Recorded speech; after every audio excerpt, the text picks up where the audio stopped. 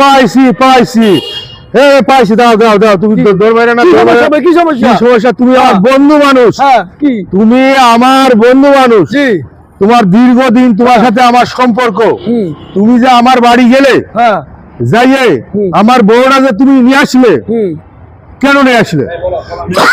এই যে ভাই আইছে, ভাই দাও তো, ভাই ঘোরেন তো, এই যে ভাই আইছে, এলাকার লোক তা সে বিচার করে দেবে। ঘোরেন তো ভাই, ঘোরেন তো।